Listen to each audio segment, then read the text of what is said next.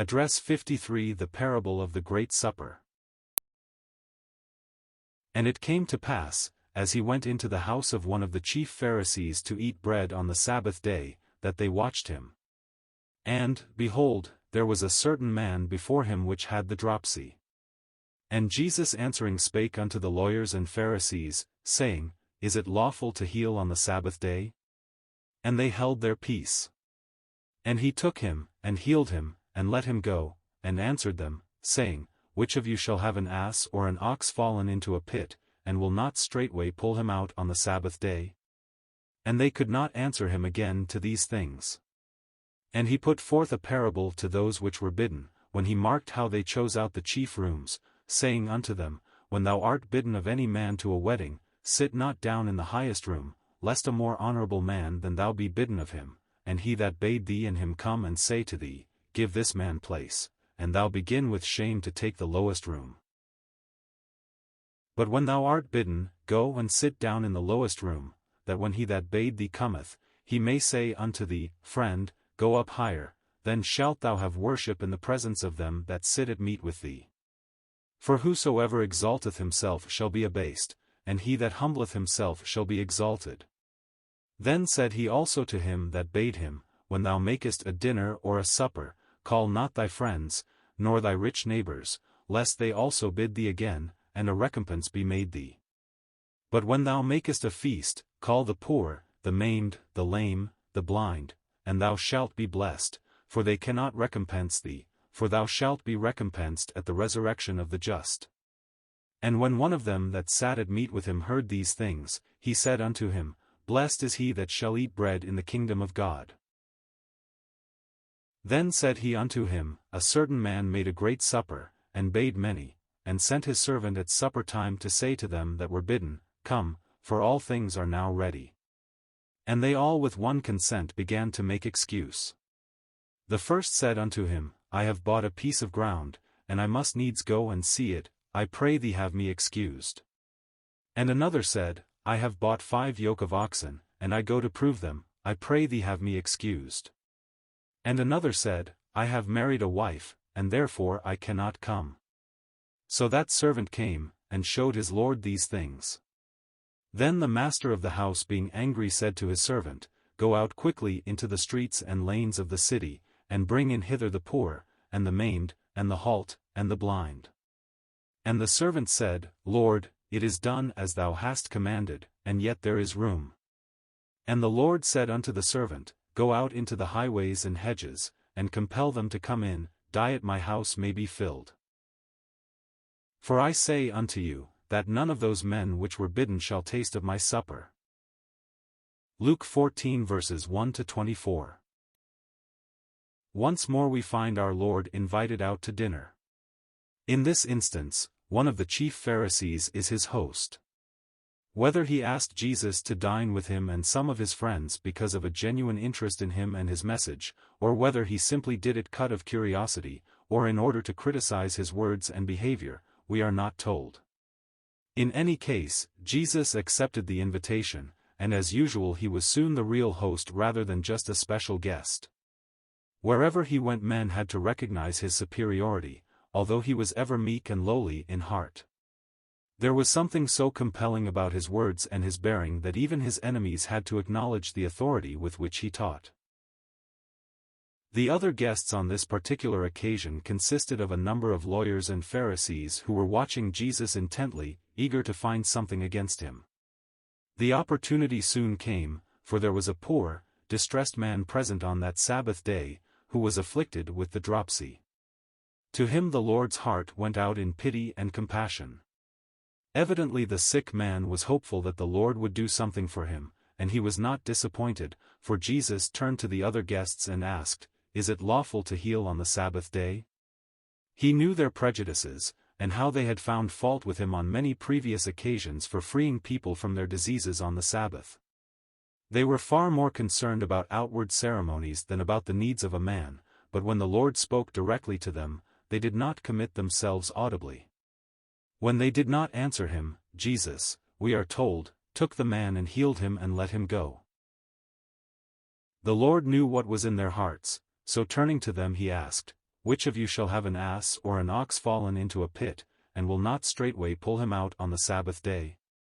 They would consider it quite proper and right to deliver one of their beasts from a calamity even on the Sabbath, but they would have him ignore the needs of troubled and distressed humanity. They could not answer him as to these things. As there was no response on the part of the baffled lawyers and Pharisees, Jesus next addressed himself to the guests as a whole. He observed how each one sought to obtain the best places at the table. We read, "And he put forth a parable to those which were bidden, when he marked how they chose out the chief rooms, saying unto them, When thou art bidden of any man to a wedding, sit not down in the highest room, lest a more honorable man than thou be bidden of him, and he that bade thee in him come and say to thee, Give this man place, and thou begin with shame to take the lowest room. But when thou art bidden, go and sit down in the lowest room, that when he that bade thee cometh, he may say unto thee, Friend, go up higher, then shalt thou have worship in the presence of them that sit at meat with thee. For whosoever exalteth himself shall be abased, and he that humbleth himself shall be exalted." He was suggesting merely that others should do as he had done. He who was entitled to the highest place of all came from the Father's house down to this earth. Here he took the lowest place, but in God's due time he was given the highest place where today he sits on the right hand of the Father. It is he who teaches us these lessons of humility, and what a rebuke they are to our pride. We are always looking for recognition, and we feel hurt if we do not have it, but our Lord was ever ready to take the lowest place. Surely this should put us to shame. Next we find that the Lord not only instructed the guests, but also as he was looking about he saw the kind of persons who were present. He addressed his host and, indirectly, all the guests. Then said he also to him that bade him, When thou makest a dinner or a supper, call not thy friends, nor thy brethren, neither thy kinsmen, nor thy rich neighbors, lest they also bid thee again, and a recompense be made thee. Is not that one of the reasons we select certain guests? When we give a dinner, most of us go over the list and determine who are likely to return the compliment by inviting us to their homes when they put on a similar affair. This is the accepted procedure in the world, but it should not be practiced by those who profess to follow Christ. He said, When thou makest a feast, call the poor, the maimed, the lame, the blind, and thou shalt be blessed, for they cannot recompense thee, for thou shalt be recompensed at the resurrection of the just.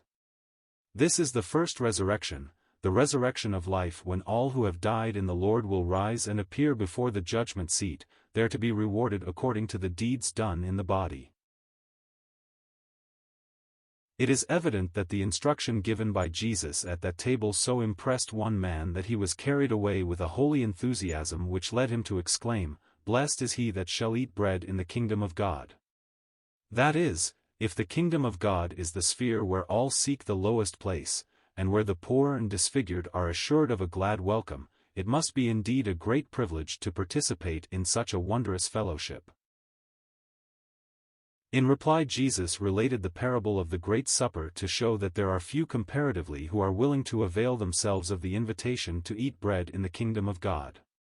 He told of a certain man who made a great feast, and at supper time he sent his servant to call the invited guests. But all with one consent began to make excuse. This is the way men treat the gospel invitation. The natural man has no desire for the things of God. The privilege of a place at the great supper of salvation means nothing to him. For him the feast is spread in vain. It is only when God's Spirit works in the heart and conscience of a man that he is ready to enter and sit down at the gospel feast. When in love God spread the feast for Israel, they would not go in. It is just as true of many Gentiles today. I do not know of anything else in which men are in such agreement. They are not in agreement on political questions or on religious questions, but they do not want Christ, and do not want to submit their lives to the Savior whom God has provided until they are convicted by the Holy Spirit of their lost, needy state. And they all with one consent began to make excuse. The first said unto him, I have bought a piece of ground, and I must needs go and see it, I pray thee have me excused. And another said, I have bought 5 yoke of oxen, and I go to prove them, I pray thee have me excused. Trivial excuses indeed and utterly foolish. At last came a man who felt that he had an absolutely unshakable alibi. He said, I have married a wife, and therefore I cannot come.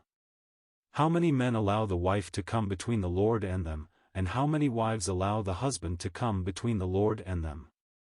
So that servant came, and showed his lord these things. Then the master of the house being angry, stopped there. Does God become angry with men?